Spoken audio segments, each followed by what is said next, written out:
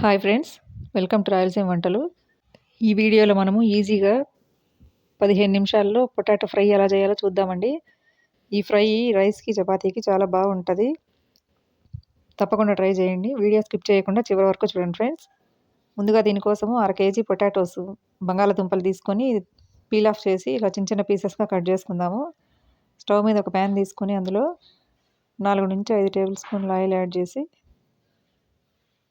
1 table spoon జీలకర్ర, 1 spoon ఆవాలు వేసి ఇవి చిటపటలాడిన తర్వాత కొద్దిగా కరివేపాకు ఇందులో యాడ్ చేయాలి.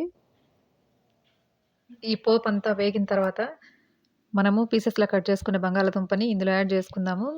లో ఫ్లేమ్ మీదనే బాగా కలుపుకొని వేపుకుందామండి. మంట పెంచితే మాడిపోతుంది, అడుగంటిపోతుంది. సో మొత్తం లో ఫ్లేమ్ మీదనే వేపుకోవాలి. 10 నిమిషాల పాటు బాగా ఇలా కలిదిప్పుకొని వేపుకుంటూ ఉండాలి.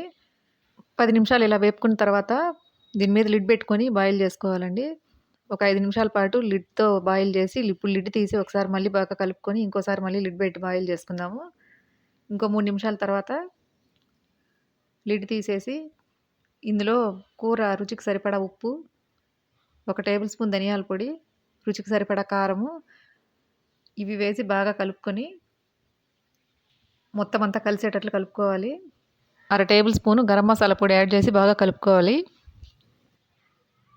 కలుపుకున్న తర్వాత ఇంకో 2 నిమిషాల పాటు లిడ్ పెట్టి ఉడికించుకోవాలండి. పొటాటో ఫ్రై రెడీ అయిందండి. చాలా ఈజీగా చేసుకోవచ్చు కదా, తప్పకుండా ట్రై చేయండి. మీ ఒపీనియన్ నాకు కమెంట్ చేయండి.